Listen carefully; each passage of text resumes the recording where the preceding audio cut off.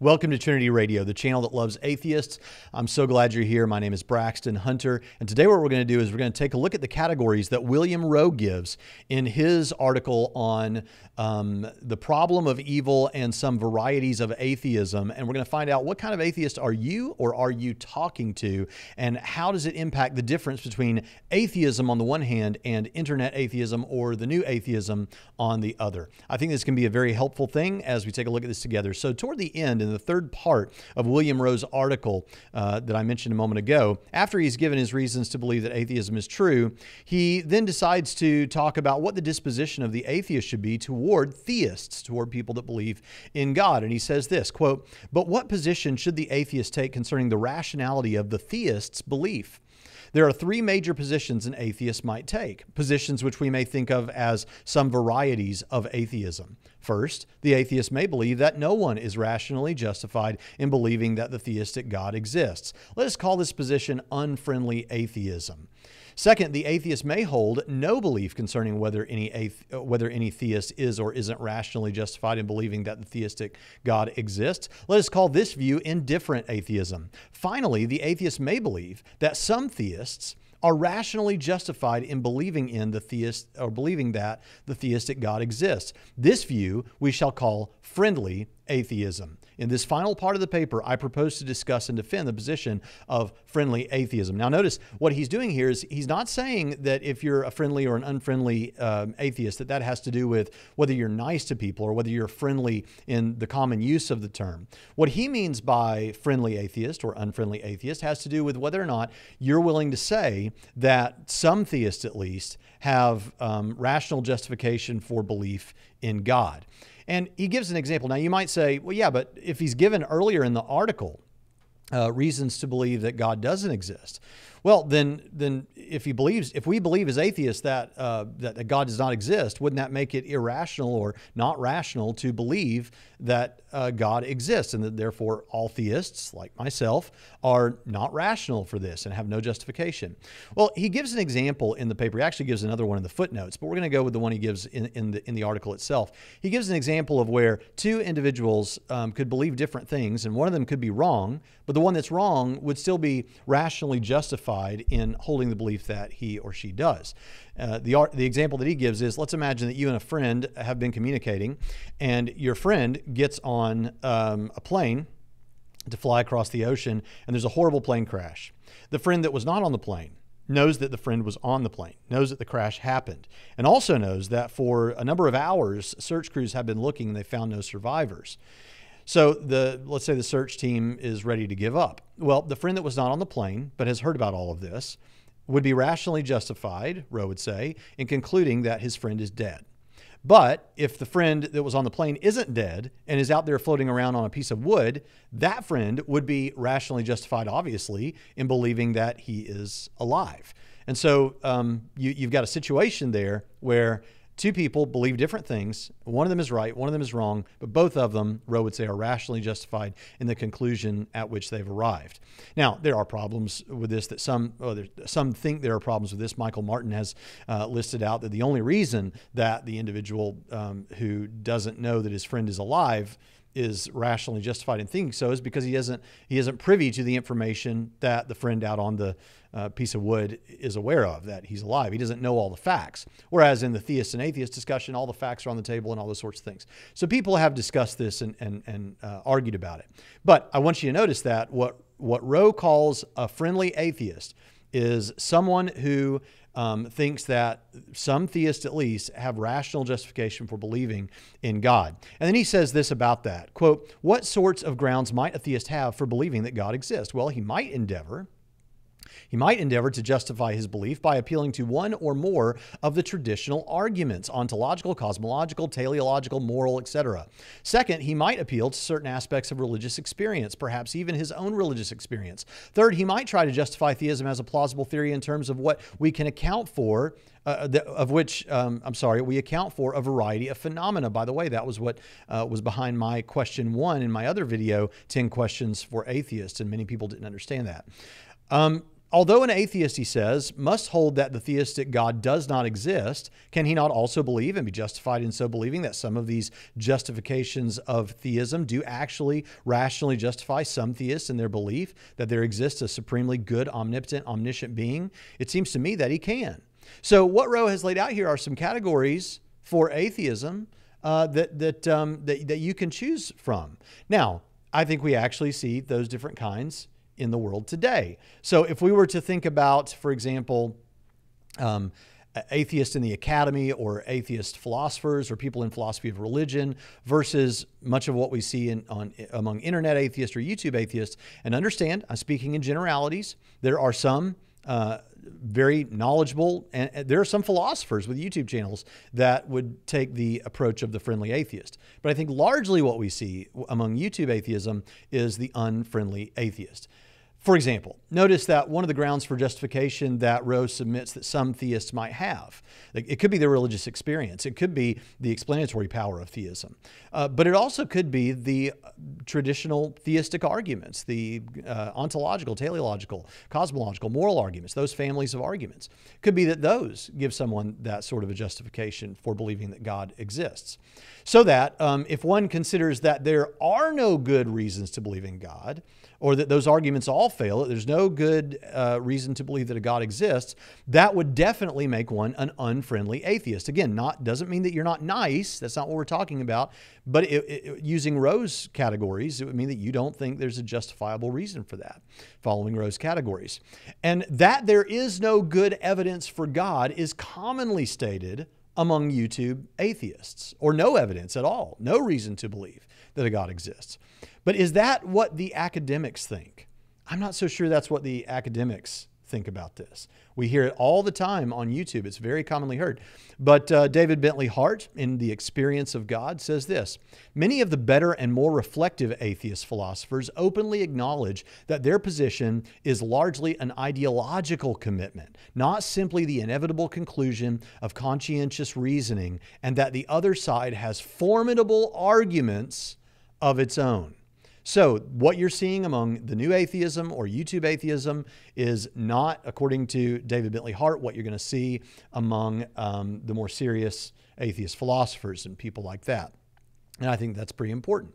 So I want to throw something up here on the screen, and I want you to think about the theistic arguments, if you're familiar with them. Think about the argument that God is the best explanation for the beginning of the universe, the ones that try to show that, and the ones that try to show that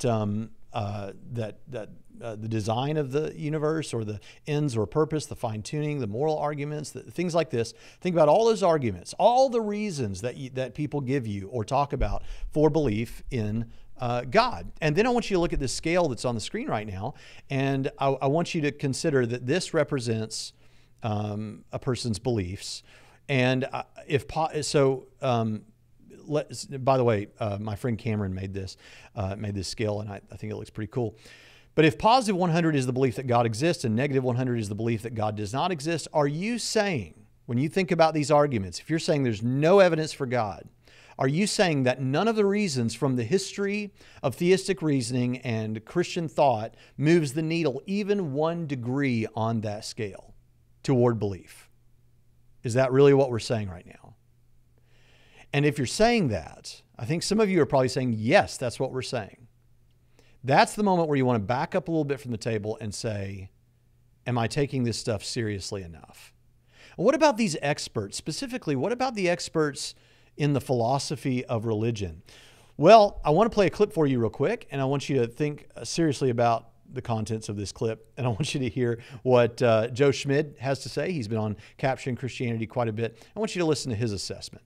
I definitely wanted to say some quick things in this. So I think that really what this is helping to distinguish is the distinction between new atheism on the one hand and atheism on the other hand. New atheism and atheism, right? There's a distinction there. New atheism has a whole host of implausible claims within it, like including the claim that atheism is just a lack of belief and there's no evidence for God's existence and you need to have some sort of scientific evidence, and things like that, versus atheism simpliciter, which can be philosophically robust, a la people like Philippe Leon, Graham Oppy, Paul Draper, Stephen Meitzen, and those people.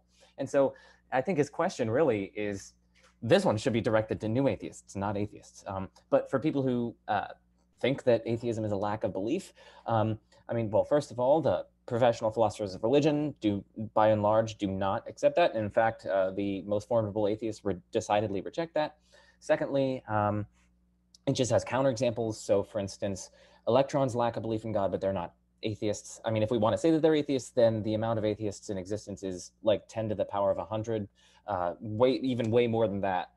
Because, you know, that's how many like particles, I think it's 10 to the 80 of how many particles are estimated to be in existence. And of course you have the things built up out of the particles, many of which are like rocks and stones and galaxies.